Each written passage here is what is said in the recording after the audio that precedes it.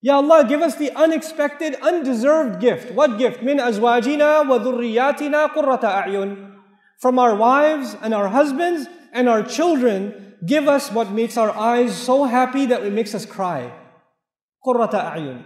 It cools our eyes. You know what that means? It makes you so happy you want to cry. When you listen to your child recite Qur'an, and they love reciting Qur'an, then it makes you so happy you want to cry.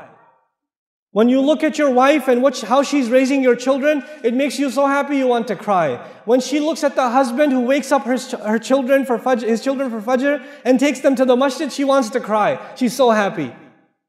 Our husbands cry and our wives cry, but they don't cry because they're happy. They cry for other reasons. You know, we are asking Allah for tears of joy. We want to be so happy with our family. How are we going to do that? Right now, every day you go home, you fight with your wife, man. Every day you go home. It's like, why were you so late? Why are you asking me? You always ask me. Don't you know there's traffic? Look outside the window. And you start every day. And then you're so angry, then you look at the child and he's like, why are you playing with a toy? Why do you look happy? We don't have happiness here.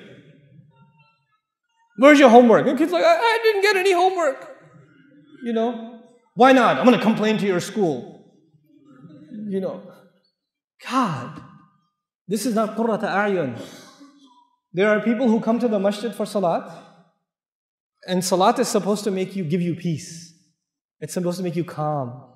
It's supposed to settle you down. And then they go home and there's a tornado that walked into the house. Oh, children hide under the bed. You know, the wife gets off the phone. She's like, you know, you cannot be the reason for your family to be afraid of you. You should be a reason for your family to be overjoyed. Your children should they should run to you and hug you when you come home. That's the relationship you should have with your children. And while I'm on this topic,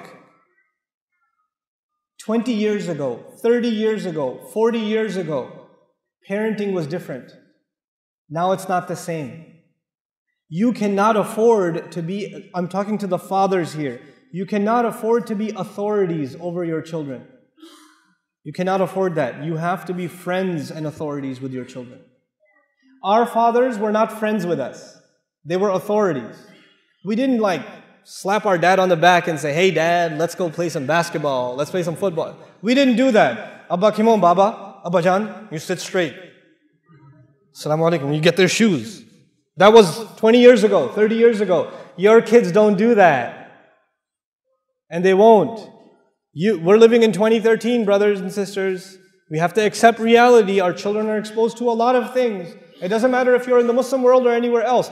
Ihtiram will remain. You have to respect your parents. But our children, the only one who will give them the love of Islam is you. And you will not be able to give it to them if you're only an authority. If you only yell at them and tell them what to do, but you're not their friend.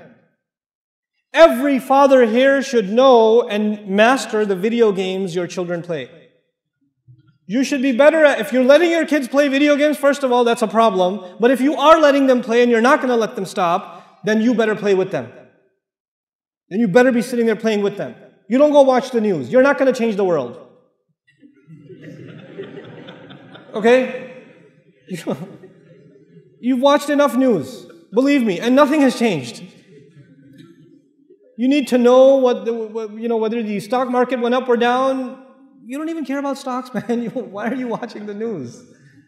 It has nothing to do with you. Listen to it in the car. When you're in the car, don't come home and watch TV. Don't come home and watch the news. Come home and play with your kids. Do homework with your kids. Talk to your kids. Take your kids to the masjid.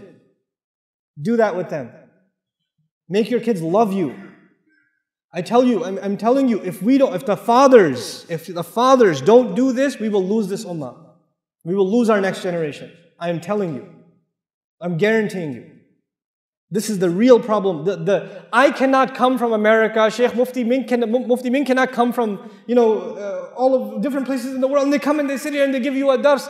We can only help a little bit. We can only help a little bit. The real change that will come in your child's life will come from you. Will come from you. رَبَّنَا هَبْ لَنَا مِنْ أَزْوَاجِنَا وَذُرِّيَّاتِنَا قُرَّةَ أَعْيُنٍ. And now let me talk to the sisters for a little bit. Sisters, you're stuck with your husband. Stop being angry. Accept it. And try to love your husband. Try to make your husband happy. Because believe me, if he gets even a little bit happy, you will be really happy. I'm telling you, right now you say, I'm angry, why should he be happy? I know you, I know. I've talked to enough of you, I know. He doesn't care about me, why should I care about him? And he thinks the same thing. She doesn't care about me, why should I care about her? You start. You be nice to him. You smile at him and he'll get all shocked, like, why are you smiling? What? Is everything okay? You know, is your mother here? Is that why, you know? You know? You have to be nice to your husband. You have to, don't dress up when you go to a wedding. Dress up for your husband. Even if you have 4 kids, it doesn't matter. Dress up for your husband. There's enough shaitan and fitna outside. So your husband should find beauty in you, not anywhere else.